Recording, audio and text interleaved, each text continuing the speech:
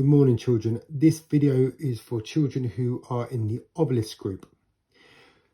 So far we've looked at decimal equivalents with fractions, looking at tenths and hundredths, and today we're going to be looking again at recognising and writing decimal equivalents of any number of tenths and hundredths to a quarter, a half and 3/4. Now we're going to be looking to begin with at a half. Now a half can also be represented as 50 hundredths. Now the way this works is that whatever you multiply the denominator by to get to 100, because we're looking at hundredths, you must do to the top. So to multiply 2 to get to 100, we must multiply it by 50.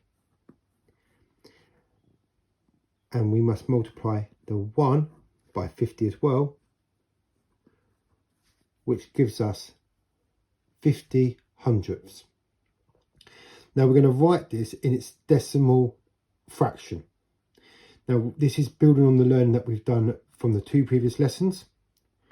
So as we've identified that we've got 50 hundredths, we must have our ones, our tenths and our hundredths.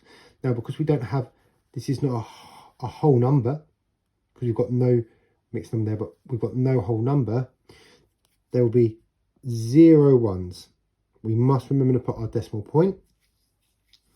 And as stated before, we cannot put 2 digits in one place value column.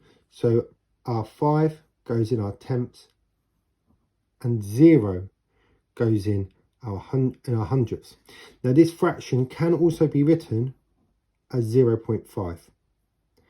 You will see that in today's learning as well. So 0.50 and 0.5 are the same value.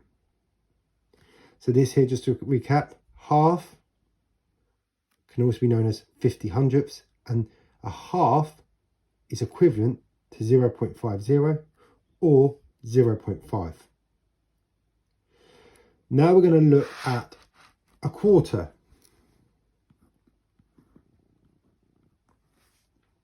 And again, when we're going to be looking at converting this so we can find out its decimal fraction equivalent, we're going to make sure that we're converting this fraction so the denominator is a hundredths. Now, to multiply, we need to find out what we need to multiply 4 by to get to 100. Now this number is 25, so we must multiply 4 by 25 to get to 100.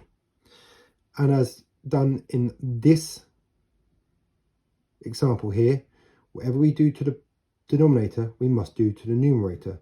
So we need to multiply 1 by 25. And 1 times 25 is 25. And again, we're going to convert this fraction into a decimal fraction. So again, we're going to need our ones, our tenths and our hundredths. We have got no whole numbers here, so we're going to put 0 in our ones column, and we're going to put, don't forget, our decimal point. Remember, we can't have 2 digits in one place value column, so we need to put 2 in the tenths and 5 in the hundredths. Therefore, a quarter is also known as 25 hundredths, and a quarter as a decimal fraction is 0.25. So far we've done a half and we've done a quarter. We're now going to move on to 3/4.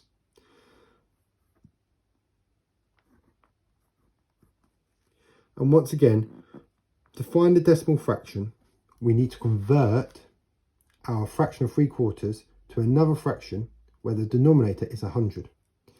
Now we need to multiply 4 by a number, to get to 100. Now we've already worked this out from our previous example. So we know that 4 times 25 equals 100. Now, what we must do to the denominator, we must do the same to the numerator. So we need to multiply 3 by 25.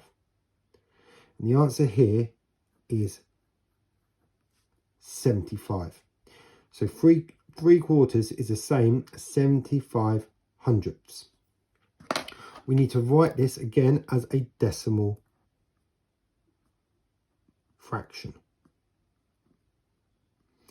Once again, we have no whole numbers, so we put 0 in the ones column. We don't forget to put the decimal point. And we've got 7/10 and 5/100. So we've got the decimal fraction of 0.75. 3/4 is the same as 75 hundredths, and 3/4 is the same as 0.75. We must remember that these equivalence between the fraction and the decimal fraction. So we'll just go back through that again. Half is the same as 0.50 or 0.5. A quarter is the same as 0.25. And 3/4 is the same as 0.75. This learning here is what's going to help you with today's worksheet. Please rewatch the video over again if you need to consolidate your learning, or pause it at certain points to help you with your learning. Good luck.